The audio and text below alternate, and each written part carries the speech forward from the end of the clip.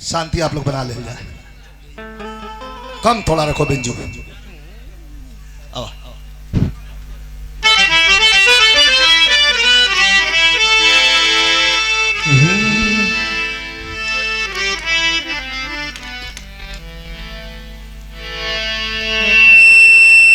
हे मैया हो, हे मैया,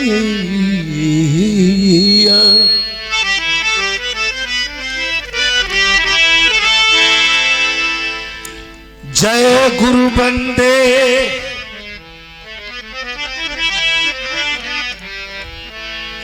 जय गुरु बंदे सदगुरु स्वामी,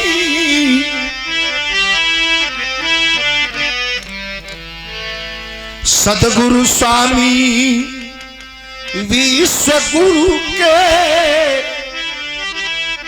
सदा झुकाइब माथ। अरे दुखियन पर दया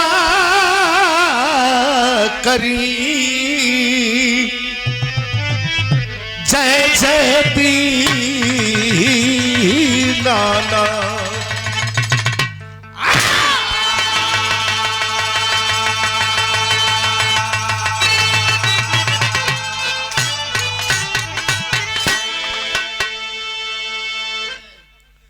पवन तनय संकट हरण मंगल मूरति रूप, राम लखन सीता सहित हृदय बसो सुरभूप।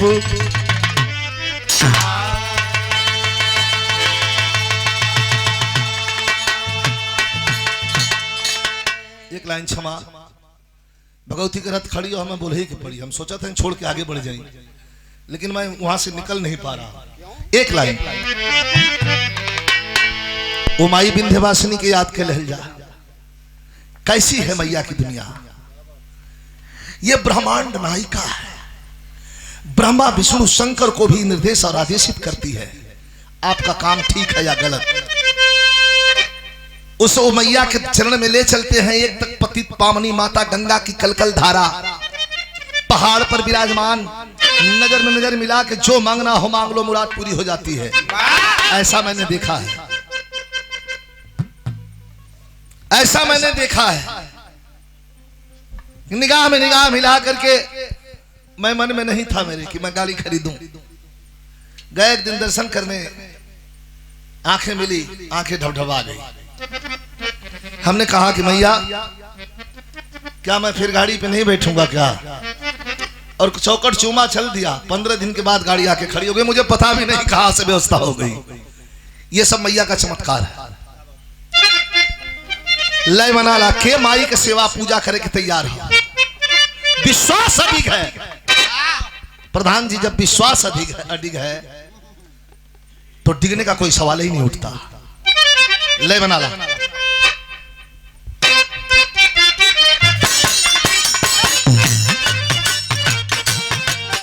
बेटा बहुत अच्छे,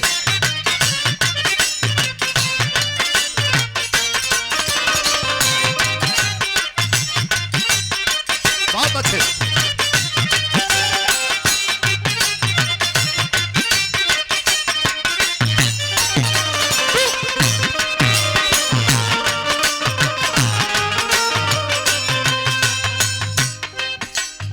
ध्यान हमरे कहर मत रखिए आप लोग, विंध्याचल रखल जा।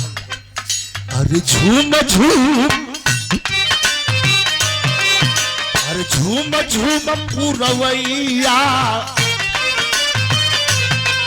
अरे झूम झूम पुरवैया, मैया के केस सवारे।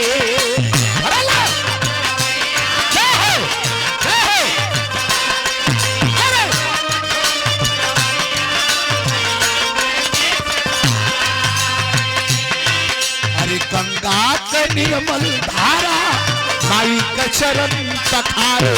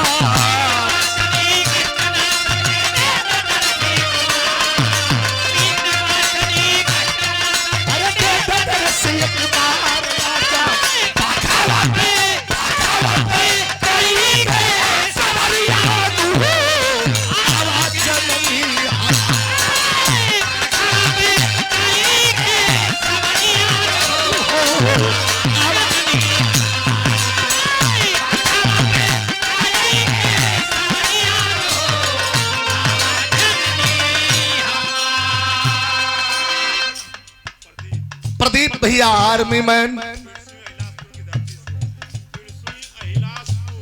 अच्छा, अहिलासपुर, पृथ्वी अहिलासपुर की धरती से ये पुरस्कार मिला। हमारा शिष्य बहुत सुंदर कलाकार, बड़ी चर्चा है, हमारा बच्चा है, हमने इसे तैयार किया है।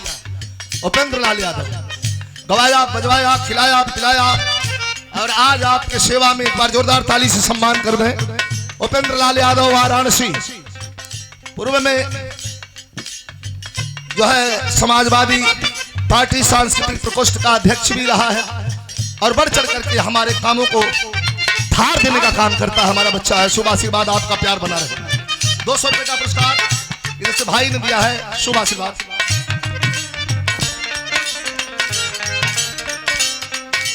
और ये देखें,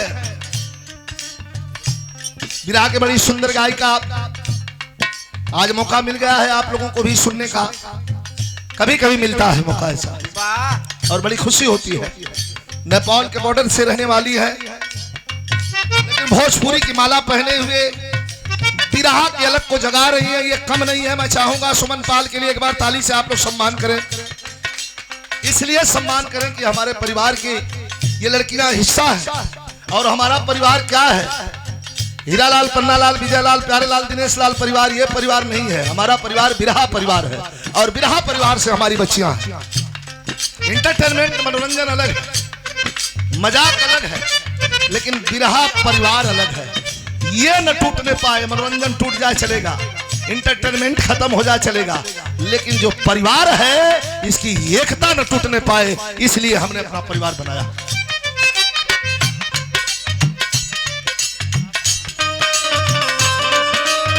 मनीष लाल यादव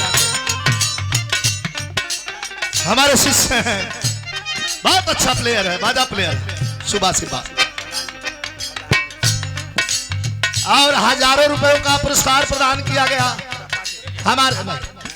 हमारे प्रधान जी। जितना कहूं कम है, इसकी कीमत नहीं, ये कई लाख है, कई करोड़ है।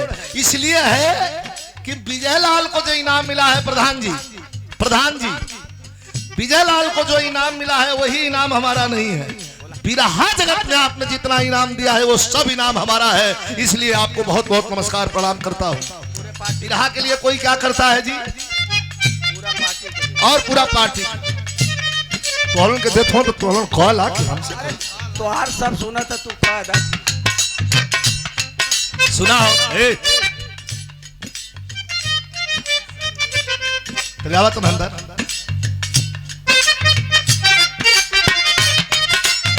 बहुत अच्छी गायिका, बहुत चर्चा है इस बच्ची की। इसको बंबई में ही एक बार कार्यक्रम हमारे बंबई में एक बार कार्यक्रम हमारा था, टिकट पर लेडीज नहीं गई थी, टिकट पर ये लड़की गा करके और हुई थी ना, कार्यक्रम ये लड़की ने पूरा संभाल दिया था। एक बार जोरदार ताली से आप लोग सम्मान करें।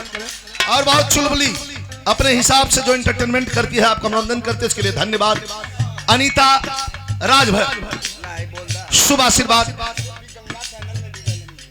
बिग गंगा चैनल की भी गायिका रही है, अभी फिर होने जा रहा है, घबराओ मत, तुम लोग को घसीट के लिए चलते हैं फिर। Ravi radio sound service Dubari Mau, Kedarnath Yadav, बहुत बहुत धन्यवाद। और हमारा छोटा भाई, हमारे गुरुजी स्वर्गीय सिमरत उस्ताद, कौन नहीं जानता, सिमरत उस्ताद के सुपुत्र हैं और बहुत अच्छे कलाकार। हमारे राहुल बाबू के द्वारा ये पुरस्कार, एक बार ताली बजा के बच्चों का सम्मान आप लोग कर दीजिएगा। बहुत बहुत धन्यवाद, शुभ आशीर्वाद, धन्यवाद।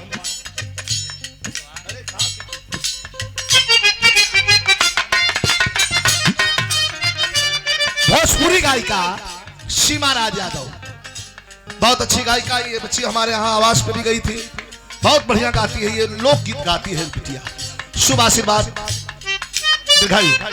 हमारे गुरु जी रामा कवि जी बैठे हैं।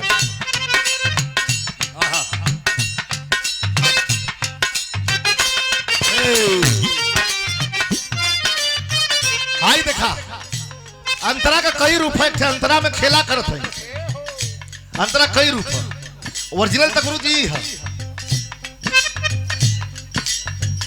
रउरे तोहरे चरनिया में झुकल संसार बा, कुछ ना हमारी बाई, सब कुछ तोहार बा। लेकिन दूसरा अंतरा सा से सा आला के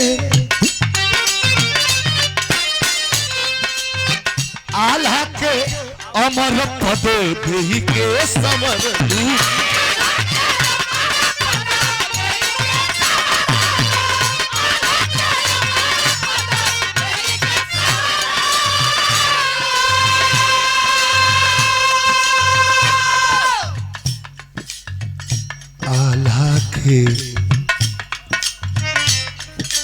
अमर पद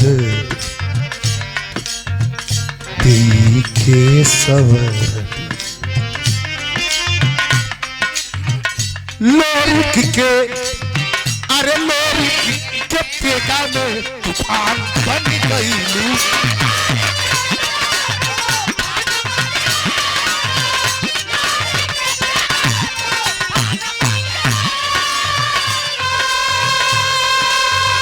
₹2000 का पुरस्कार सिपाही जी दल्लू भैया जो शाहगंज में कार्यरत हमारे धनंजय भाई के अजीज मित्र हैं, छोटा भाई। तुहार गाना बड़ा बढ़िया लिखे थे यार, लिख भी लेते हो क्या? Love you love you. आला के अमर पद देई के संवर हलो के बेटा में तूफान बढ़ गई।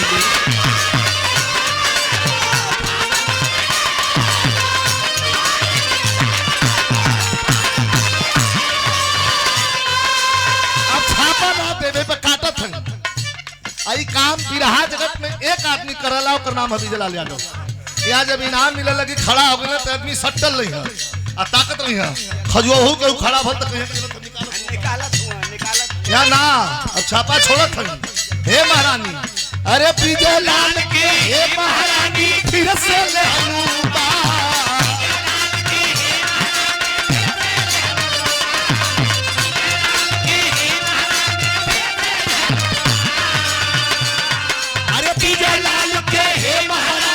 फिर से ले हलूबार आजा, अरे बाघावा पे चाहे बाघावा पे, अरे कहीं के सवरियानु हो आवाचानी।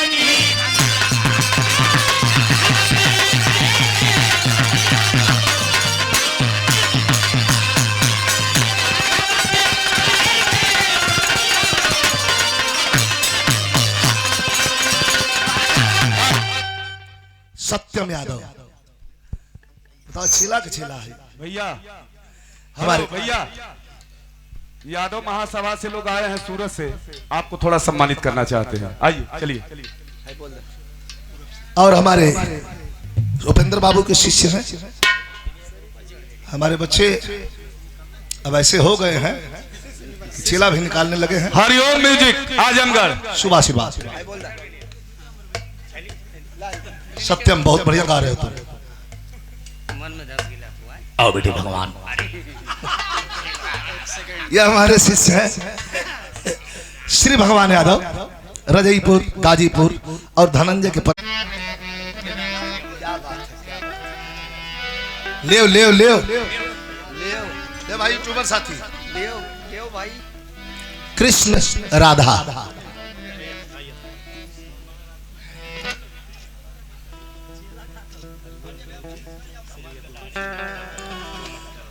हरिओम म्यूजिक, श्री यदुवंशी एकता परिवार, श्री हरिओम यादव जी और राजन यादव जी, श्री रवि यादव जी, श्री जितेंद्र यादव जी, आप सभी टीम की ओर से ये शानदार स्वागत, पुष्पहार, रुपयों का पुरस्कार, मेमेंटो और भगवान वासुदेव और श्री राधे मां साथ में है। यह प्रेम का प्रतीक है मित्रों।